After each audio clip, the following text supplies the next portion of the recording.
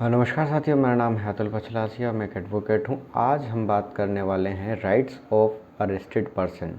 मतलब कि जिस भी व्यक्ति को पुलिस के द्वारा गिरफ्तार किया जाता है, उस व्यक्ति के उस समय पर क्या क्या अधिकार होते हैं और वो कैसे अपने अधिकारों का इस्तेमाल करके अपने आप को डिफेंड कर सकता है। साथियों, जब भी किसी व्यक्ति को किसी भी अपराध में पुलिस द्वारा गिरफ्तार किया जाता है, तो सबसे पहले पुलिस का काम ये होता है कि वो उस व्यक्ति को बताए कि वो उस व्यक्ति को किस अपराध के अंतर्गत, किस धारा के अंतर्गत गिरफ्तार कर रहा है।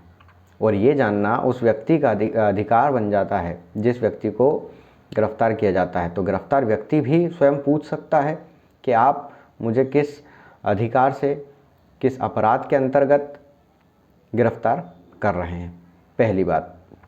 और ये पुलिस को बताना अनिवार्य हो जाता है कि वो उस गिरफ्तार किए गए व्यक्ति को बताए कि वो उसे क्यों गिरफ्तार कर रहा है। दूसरी बात इसमें आती है कि उस व्यक्ति को जब जानकारी मिल जाती है कि मुझे गिरफ्तार किया गया है, गिरफ्तार करने के 24 घंटे के बाद के अंदर, 24 घंटे के अंदर, विद इन द 24 आवर्स उस व्यक्ति को निकटतम मजिस्ट्रेट के सामने पेश करना पुलिस का कर्तव्य बन जाता है। It is the duty of the police to produce the arrested person before the nearest magistrate. ये पुलिस का कर्तव्य बनता है कि वो 24 घंटे के अंदर निकटतम मजिस्ट्रेट के सामने उस गिरफ्तार किए गए व्यक्ति को प्रस्तुत करे। इसमें एक अपवाद है कि आने जाने के समय को छोड़कर, आने जाने के समय को, आने और जाने में जितना समय लगता है उस व्यक्ति को जहाँ से अरेस्ट किया गया है और फिर उसको पुलिस स्टेशन लाया गया, फिर उसको मजिस्ट्रेट के पास ले जाया गया, तो आने और जाने में जितना समय लगता है उस समय को हटा दिया जाता है। उस समय मतलब 24 घंटे से ज़्यादा आप व्यक्ति को उस पुलिस स्टेशन में डिटेन करके नहीं रख सकते। 24 घंटे के अंदर आपको निकटतम मजिस्ट्रेट के सामने उसको प्रोड्यूस करना ही होगा। This is the duty of the police and this is the fundamental right even of the arrested person. ठीक है। तीसरी बात इसके अंदर आती है कि अगर कोई व्यक्ति को पुलिस के द्वारा गिरफ्तार किया गया है तो वो किस प्रकार के अपराध में गिरफ्तार किया गया है, ये पुलिस को जानकारी देना ज़रूरी है। वो जो अपराध है वो जमानती है या फिर अजमानती है। अगर वो जमानती है तो उसको जमानत पे छोड़ा जाएगा पुलिस के द्वारा। अगर वो अजमानती है तो उसकी एप्लीकेशन लगाई जाएगी कोर्ट में। तो इस बात की जानकारी पुलिस को देना अनिवार्य है। पुलिस उसको, अरेस्टेड पर्सन को, इस बात की जानकारी दे कि वो अजमानती या फिर जमानती अपराध में गिरफ्तार किया गया है। चौथा आ जाता है इसके अंदर मेडिकल एग्जामिनेशन। जो भी व्यक्ति गिरफ्तार किया गया है, अगर वो किसी ऐसी डिसीज़ से या फिर डिसीज़ से सफ़र नहीं कर रहा है या फिर कर भी रहा है, तो उसका मेडिकल एग्जामिनेशन करवाना पुलिस का कर्तव्य बन जाता है कि ऐसे व्यक्ति का मेडिकल एग्जामिनेशन ज़रूर करवाए। This is the duty of the police towards arrested person. Arrested person का मेडिकल एग्जामिनेशन करवाना उसका राइट बन जाता है और ये पुलिस की ड्यूटी बन जाती है। नेक्स्ट आ जाता है लीगल कंसल्टेशन।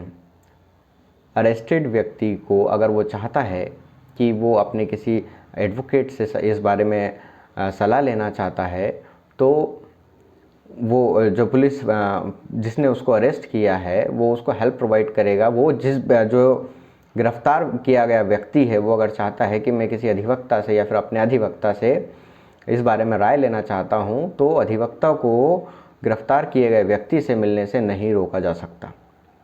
ठीक है। ये भी उसका एक अधिकार है कि वो अपने पसंदीदा अधिवक्ता से